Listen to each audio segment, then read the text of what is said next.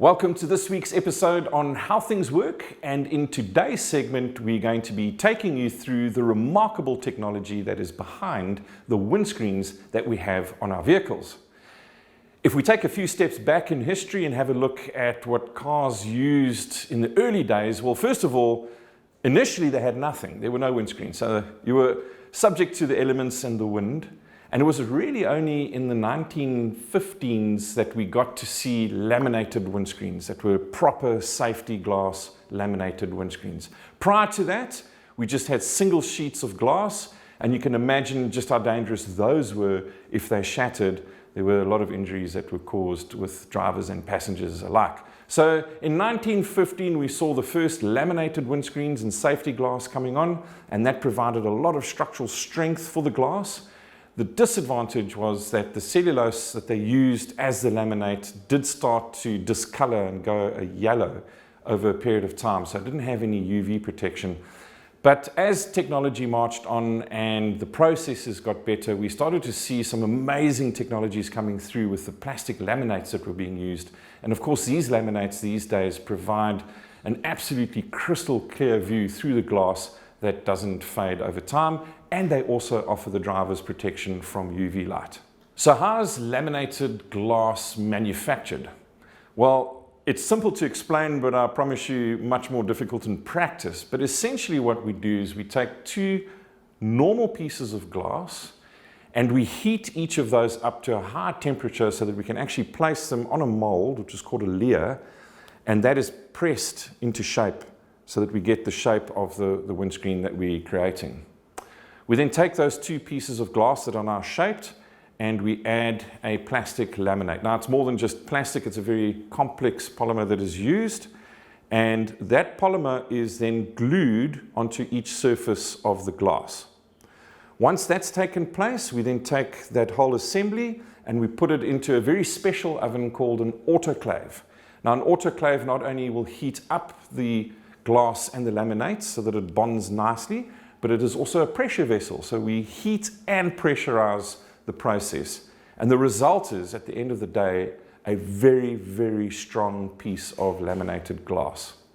Now, that glass is designed to offer passengers and drivers of vehicles a number of different protections. So the first is obviously from standard wind and a few objects that might be flung up against the windscreen like stones and rocks.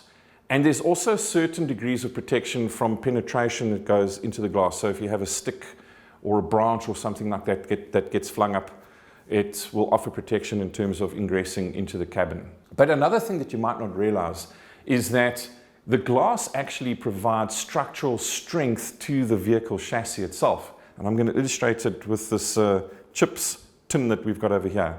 So in a frontal impact, the glass provides as much as 40% of the structural rigidity, and in a rollover, as much as 60% of the structural rigidity.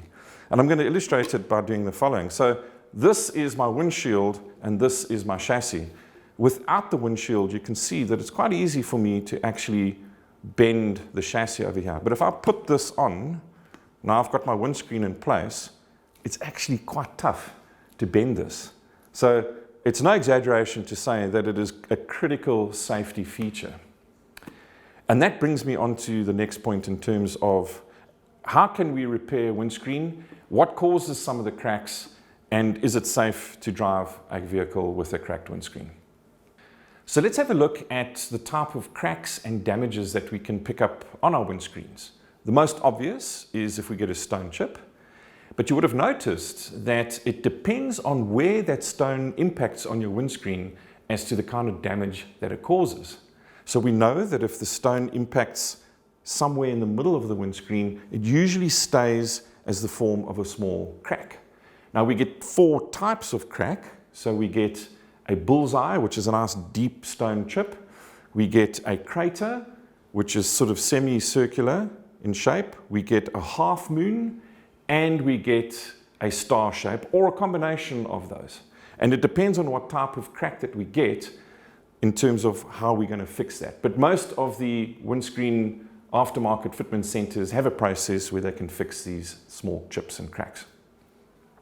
But if the chip occurs on the extremity of the windscreen, we've noticed that that crack propagates very, very quickly and it forms a very large crack. Why is that? Well, simply put, when we apply heat in our process of manufacturing the glass, what it does is it pushes all the stresses that are locked into the glass to the extremities of the glass. So all these stresses are in this outer band of the glass. And if we chip even a small part of that windscreen with a very small chip, all those stresses are unleashed in one go and the crack propagates very, very quickly.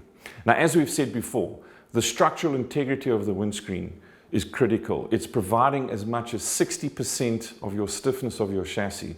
So if your windscreen is cracked, then there's absolutely no doubt that you need to replace that windscreen as soon as possible.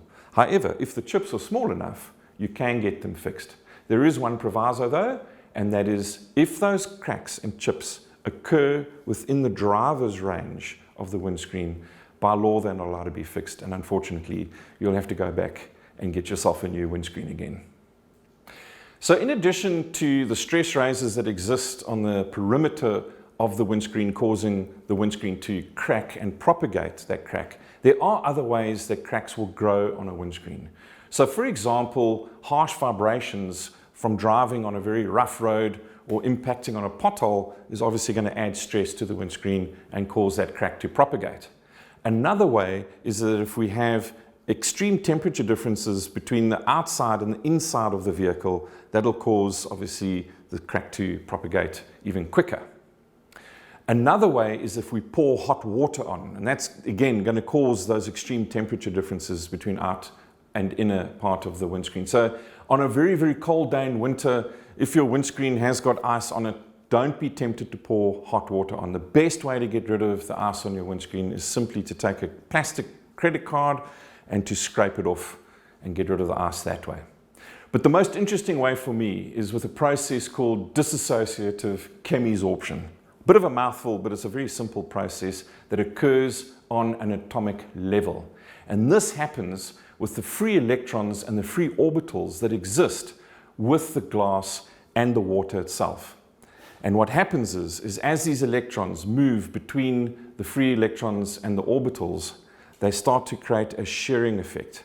And that shearing effect actually causes the crack to grow 20 times faster than normal. So that's it on windscreens and the technology behind them and some of the ways that we can maintain our windscreens. And we look forward to seeing you on future segments of How Things Work.